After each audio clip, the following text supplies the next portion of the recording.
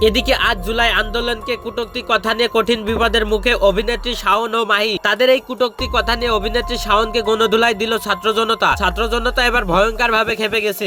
দর্শক দেখতে পাচ্ছেন জুলাই অভ্যুত্থানকে নিয়ে কটূক্তি করায় অভিনেত্রী শাওনকে গণধুলাই দিয়ে পুলিশে দিচ্ছে ছাত্র জনতা। শাকিব খান এত ভালো অভিনয় করে না এই জুলাই যোদ্ধাদের মতো। আপনার শাওনের একটি স্ট্যাটাসে অত্যন্ত মর্মাহত হয়েছি। তিনি কি শেখ হাসিনার চেয়ে বেশি পাওয়ারফুল নাকি? এখনো সে পাওয়ার বহন করেন। তিনি জুলাই যোদ্ধাদেরকে তিনি অপমান করেছেন। তিনি এই দুঃসাহস কোথায় পেলেন? তার বিচার চাই। আমরা অতি দ্রুত তার বিচার দেখতে চাই। আর আওয়ামী লীগ ও ভারতীয় দালাল মেহের আফরোজ শাওন যে কিনা সে বারবার জুলাই অভ্যুত্থানকে নিয়ে কটূক্তি করেছে এবং বিস্ফোরক মন্তব্য করেছে, যে কারণে এবার বাংলাদেশের জুলাই অভ্যুত্থানকে নিয়ে কটূক্তি করার দায়ে এই মেহের আফরোজ শাওন সে ইতিমধ্যেই হাতে নাতে ধরা পড়েছে। হুমায়ুন পত্নী অভিনেত্রী মেহের আফরোজ শাওন তিনি গ্রেপ্তার হয়েছেন এবং তার জীবন নিয়ে এক ধরনের শঙ্কাও তৈরি হয়েছে। আসসালামু আলাইকুম, জানিয়ে দেবো এই মাত্র পর সর্বশেষ গুরুত্বপূর্ণ আপডেট খবর। দর্শক এতক্ষণ শুনছিলেন সংবাদ শিরোনাম, এবার থাকছে বিস্তারিত। তার আগে ছোট্ট একটা রিকোয়েস্ট করতে চাই, যারা এই ধরনের নিউজ অ্যাপ দেখতে ভালোবাসেন দেরি না করে চ্যানেলটি সাবস্ক্রাইব করে বেল আইকনটা অন করে দেবেন। তাহলে কথা লম্বা না করে চলুন ভিডিওটির বিস্তারিত দেখতে থাকি। মেহের আফরোজ শাওন একজন অভিনয় শিল্পী। শিশু শিল্পী হিসাবে তিনি নাচ, গান, অভিনয় সবকিছুতেই পারদর্শিতা দেখিয়েছিলেন। পরবর্তীতে তিনি বাংলাদেশে তার অভিনয় এবং গান এই দুইয়েই নিজের অবস্থান করেছেন। তাকে যদিও মানুষ পরিচয় করাতে ভালোবাসে প্রয়াত হুমায়ুন আহমেদের স্ত্রী হিসাবে, কিন্তু এই মুহূর্তে শাওনকে নিয়ে আলাপ তোলার কারণ তার পূর্ব পরিচয় নয়, বরং তিনি বর্তমানে এই ভয়ঙ্কর বাংলাদেশে ভয়ঙ্কর প্রতিকূলতার মধ্যেও যে বিপ্লবের কামান দাগিয়ে দিয়েছেন, সেজন্যই তার প্রতি শ্রদ্ধা জানাতে এই ভিডিও। 2024 সালের জুলাই মাসে বাংলাদেশে যে ভয়ঙ্কর সন্ত্রাসের ঘটনা ঘটেছিল, আর যে সন্ত্রাসকে বাংলাদেশের একদল মানুষ বিপ্লব, অভ্যুত্থান, যুদ্ধ ইত্যাদি বলে মহিমান্বিত করতে চায়, সেই তথাকথিত বিপ্লব, অভ্যুত্থান কিংবা যুদ্ধের বেলুনটি মেহের আফরোজ শাওন ফুটো করে দিয়েছেন। শুধু ফুটো করে দিয়েছেন বললে ভুল হবে, তিনি আসলে বলেছেন জুলাই সিডিআই। আমি ভাই সিডিআই সম্পর্কে কিছু বলবো না। ইতিহাস যে ভবিষ্যতে শাওনের এই বিপ্লবী ভাষায় জুলাই সিডিআই কে মনে রাখবে, কোনো অভ্যুত্থান বা বিপ্লব হিসাবে নয়, সেটা শাওন প্রমাণ করে দিয়েছেন।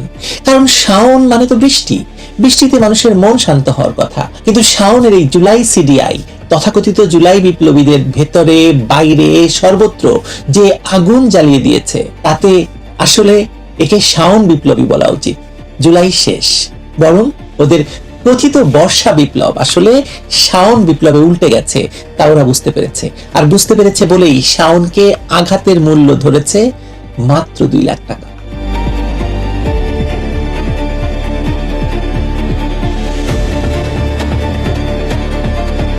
শাওন কি জুলাইকে সিডিআই করেছেন, নাকি জুলাইপন্থীরাই নিজেদের হাতে জুলাইকে সিডিআই বানিয়েছেন? সত্যটা হলো শাওন শুধু এই জুলাই সিডিআই শব্দটি লিখেছেন, বাস্তবতা তৈরি করেছে তারা নিজেরাই, মানে সেই কথিত জুলাই যোদ্ধা, জুলাই বিপ্লবী, জুলাই সন্ত্রাসীরাই। এটা মনে রাখতে হবে যে যখন আবু সাইদকে নিয়ে শাওন পোস্ট দিয়েছিলেন, তখন এই একই শাওন এই জুলাই যোদ্ধাদের কাছে ছিলেন প্রায় পবিত্র শিল্পী, বিবেকবান মানুষ, মানবিক কণ্ঠস্বর, বিপ্লবী। আর যখন তিনি তাদের তাণ্ডব, ভণ্ডামি, দুর্নীতি, মপতন্ত্র, লুটপাট, প্রতারণা, মানুষ হত্যা করা নিয়ে ব্যঙ্গ করে পোস্ট দিলেন, তখনই তিনি হয়ে গেলেন আক্রমণের লক্ষ্যবস্তু। এর নাম রাজনীতি নয়, এটা আসলে জুলাই সিডিআই। জুলাই আগস্টে সাধারণ মানুষের একটি অংশ কোটা আন্দোলনের পক্ষে অবস্থান নিয়েছিল, এটা অস্বীকার করে না কেউ।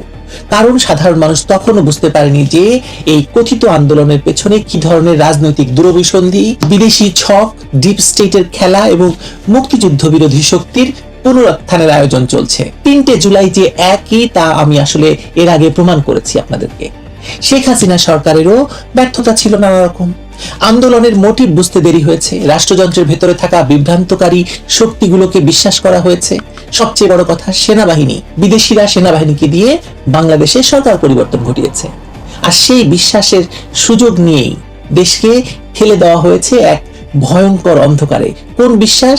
মানুষ, যে সাধারণ মানুষকে যে বিশ্বাস করানো হয়েছিল এটা আন্দোলন, এটা গণ অভ্যুত্থান, সেই বিশ্বাস। কিন্তু মানুষের সেই প্রথম ভুল আর আজকের বাস্তবতা এক নয়। মানুষ এখন বুঝতে পেরেছে লাল থেকে ক্রমশ কালো হয়ে যাচ্ছে মানুষ, এবং প্রকাশ্যেই বলছে যে আমরা ভুল বুঝেছিলাম, আমাদেরকে ভুল বোঝানো হয়েছিল। মানুষ এখন দেখছে, আর সেই কারণেই জুলাই চেতনা বলে কোনো স্থায়ী নৈতিক শক্তি আসলে তৈরি হয়নি। জুলাই অভ্যুত্থান বলে কিছু নেই, জুলাই শেষ। কারণ জুলাই চেতনা বলতে আসলে কি বোঝায়? বঙ্গবন্ধুর স্মৃতি ভাঙা, 32 নম্বর ভাঙা, 7 বীর শ্রেষ্ঠ সহ মুক্তিযুদ্ধের প্রতীকগুলোকে অপমান করা, সারা বাংলাদেশ থেকে মুক্তিযুদ্ধের চেতনাকে উধাও করে দেওয়া, মুজিববাদ মুর্দাবাদ বলা, 72-এর সংবিধানকে ডাস্টবিনে ফেলে দেওয়ার ভাষা, মুক্তিযুদ্ধকে 2024 সালের সন্ত্রাসী উল্লাসের সঙ্গে এক পাল্লায় ওজন করার চেষ্টা, পাকিস্তানি কূটনৈতিক উপস্থিতির সামনে উল্লাস, আইএস আল কায়েদার প্রতীকী পতাকা নিয়ে মিছিল, ইনকিলাব জিন্দাবাদ স্লোগানে বাংলাদেশ জাতীয়তাবাদকে পাকিস্তানি রাজনৈতিক শব্দভাণ্ডারে ফিরিয়ে নেওয়া, এগুলো যদি জুলাই চেতনা হয় তাহলে এই চেতনা তো বাংলাদেশের নয়, বরং বাংলাদেশ বিরোধী। 1971 সালে এই সব চেতনা দিয়েই জামায়াত ইসলামী পাকিস্তানি বাহিনীর সঙ্গে বাঙালি হত্যা করেছে, আর তার বিপক্ষে বাঙালি বিজয়ী হয়েছে, স্বাধীনতা অর্জন করেছে। ফলে 71-এ যারা পরাজিত হয়েছিল তারা আবার তাদের সেই চেতনা ফিরিয়ে আনতে চায়। এটাই তো জুলাই চেতনা। আর বাংলাদেশ বিরোধী একটি ঘটনাকে ঘিরে কোনো জাতীয় চেতনা যে তৈরি হতে পারে না, তা বিগত 2 বছরে প্রমাণ হয়ে গেছে। তৈরি হওয়া সম্ভব নয়। জুলাইকে সিডিআই বানিয়েছে এই দিনগুলো। গত 2 বছর, মানে যেদিন মুক্তিযোদ্ধাদের গলায় জুতোর মালা পরানো হয়েছে, শিক্ষকদের উপর মব তৈরি করা হয়েছে, সাংবাদিকদের বিরুদ্ধে মামলা করে বছরের পর বছর কারাগারে রাখা হচ্ছে, হামলা, চাকুরিচ্যুত এবং চরিত্র হননের উৎসব চলেছে সারা বাংলাদেশে, যেদিন মিডিয়া হাউসের সামনে মব দাঁড়িয়েছে, মিডিয়া হাউসে আগুন দিয়েছে, উদীচিতে আগুন দিয়েছে, ছায়ানটে আগুন দিয়েছে, সত্যিকারের সাংবাদিকদের সরিয়ে দলীয় মুখপাত্র বসানো হয়েছে, যেদিন সংস্কৃতি বন্ধ করে দেওয়া হয়েছে, বাঙালি সংস্কৃতিকে আঘাত করা হয়েছে, শিল্পকলার উপর হামলা হয়েছে, নাটক, গান, আবৃত্তি, আলোচনা সবকিছু মবের অনুমতির উপর নির্ভরশীল হয়েছে, মাজারে হামলা হয়েছে, হিন্দু মন্দির ভাঙা হয়েছে, আর তার বদলে পাকিস্তানি কাওয়ালি, সাম্প্রদায়িক পতাকা এবং মুক্তিযুদ্ধ বিরোধী স্লোগানকে নতুন জাতীয় রুচি হিসাবে বাঙালির উপর চাপিয়ে দেওয়া হয়েছে। এভাবে চেতনা নির্মাণ হয় নাকি চেতনার ধ্বংস হয়? জুলাই প্রমাণ করে দিয়েছে এভাবে চেতনা নির্মাণ করা যায় না। যতই জুলাই জাদুঘর করা হোক না কেন, যতই জুলাই ফাউন্ডেশন করা হোক না কেন, টাকার শ্রাদ্ধ ছাড়া জুলাই চেতনা বা জুলাই বিপ্লব বলতে কিছু নেই। জুলাই শেষ। আর এখন দেখুন সর্বশেষ কি হয়েছে। নেত্রকোনায় জুলাই স্মৃতিস্তম্ভে আগুন দেওয়া হয়েছে। একজন ছাত্রকে দিয়ে বলানো হয়েছে যে জুলাই সিডিআই, সেই ভিডিও ছড়িয়ে দেওয়া হয়েছে সামাজিক মাধ্যমে। এই ঘটনার পরে শাওন লিখেছিলেন নেত্রকোনা তার শ্বশুর বাড়ি।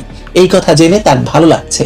সঙ্গে সঙ্গে আন্তর্জাতিক অপরাধ ট্রাইব্যুনালের সাবেক চিফ প্রসিকিউটর, যিনি কিনা আবার যুদ্ধাপরাধের দায়ে ফাঁসির দণ্ডপ্রাপ্ত আসামি, তাদেরও প্রসিকিউটর ছিলেন, তাদেরও আইনজীবী ছিলেন, সেই তাজুল ইসলাম সহ অনেকেই শাওনকে গ্রেপ্তারের দাবি তুলেছেন। কিন্তু যারা বাঙালির স্মৃতিস্তম্ভে আগুন দিল, মুক্তিযুদ্ধের স্মৃতি পুড়িয়ে দিল, সোহরাওয়ার্দী উদ্যানে স্বাধীনতা জাদুঘর পুড়িয়ে দিল, তাদের বিরুদ্ধে ট্রাইব্যুনালের সাবেক চিফ প্রসিকিউটরের কোনো পদক্ষেপ নাই, কোনো দাবি নাই। এই যে নির্বাচনী ন্যায় বিচার, সিলেক্টিভ জাস্টিস, এটা প্রমাণ করে যে আইন শুধু এখানে হাতিয়ার, ন্যায় বিচারের যন্ত্র নয়। যে ট্রাইব্যুনাল গঠিত হয়েছে তা শুধু শেখ হাসিনাকে ফাঁসি দেওয়ার জন্য করা হয়েছে। প্রিয় দেশবাসী, আপনারা যারা ভিডিওটি শুরু থেকে শেষ পর্যন্ত দেখেছেন, আপনাদেরকে অসংখ্য ধন্যবাদ। যদি ভিডিওটি ভালো লেগে থাকে একটা লাইক, কমেন্ট এবং শেয়ার করে দেবেন। তাহলে সুস্থ থাকবেন, ভালো থাকবেন। দেখা হবে পরবর্তী ভিডিও। আসসালামু আলাইকুম।